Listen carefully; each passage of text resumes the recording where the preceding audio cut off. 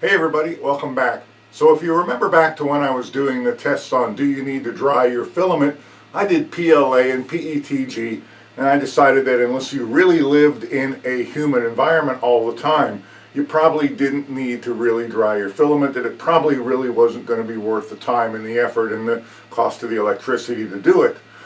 So one of the most common questions I get is, will I update those tests with nylon? So that's what I'm going to do today.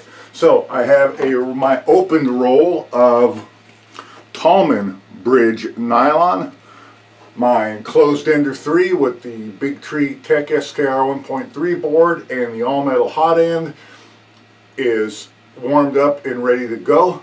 So I'm going to print some. What I'm going to do here, how we're going to do this, now for the record, I live in the desert southwest in Arizona. The current humidity in the room I'm in is 20% and the temperature is 77 degrees Fahrenheit.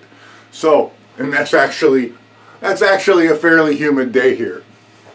So I am going to print one just off the roll at 20% humidity. This has been open over a year here. Then I'm going to use my Rosewill food dehydrator to take, what I'll do is I'll take just enough filament off of this roll, or hopefully just enough, to print my test part. And I'm going to use a little funnel. I figure if I'm going to print things for this, it might as well be something useful, right? Instead of just a benchy, which I'm just going to throw away. Plus the little funnel prints in about 30 minutes or so. So I'm going to take enough off of this to print the little funnel. I'm going to dehydrate it at 70°C for 4 hours, and I'm going to make a print. I'll probably do a couple of each just to make sure I've got an accurate representation of it. And then I'm going to use my little setup here with the wet sponge, and I've got a little vibratory diffuser, and I'm going to try and bring the humidity in there up to about 80% for about the same 4 hours, and I'll make a couple of prints, and again with just enough filament to print a couple of these things. I think these little funnels only take about 2 to 3 grams of filament, so it's not going to take that much. This roll's getting kind of low, and it's also kind of expensive. So then we're going to come back and we're going to compare the results, and we're going to find out, do you need to dry your nylon filament? Now, I know what some of you guys are typing. I know you're typing it already, and that is, how can I possibly, using this, accurately represent what it's like to live in the middle of a swamp all year long? And the answer is, of course, I can't. But at least I can see if there is some kind of degradation as the humidity goes up. I think if I remember right back with PLA and PETG, you know, I said if you do live in an environment like that, you probably should dry your filament or keep it stored in a dry box.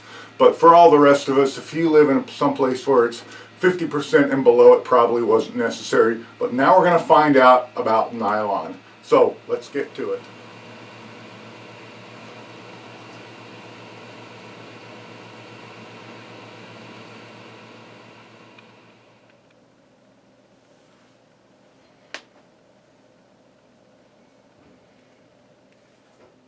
Okay, so the printing is done and we've got some results. And this time, unlike the previous test of PLA and PETG, I think we have some real results, and results so obvious it wasn't even necessary to write down on the part which was which, even though I did on one before I realized how silly it was. So the first two we're looking at, these are the two I printed just off the spool being open to the air in my room. Typical humidity in this room is 8 to 10 on the low side to mid-30s on the high side, and right now it's about 20. So let's take a look at them. You see we have some very fine stringing on the inside, almost more like a fuzz than anything else. The part is pretty opaque. This part could certainly be used, but you're going to have to do a little bit of cleanup on it. Now, as far as its strength is concerned, I can do a full flex on it, and I'm not getting any layer separation, so the part's strong. But as far as being opaque is concerned, you know, you'll see a shadow of something on the other side, but you're really not going to see anything through it. And both are pretty much identical. These were both done just as it comes out, and say they're strong enough, did work. but they're not particularly pretty. Let's look at the ones I dried.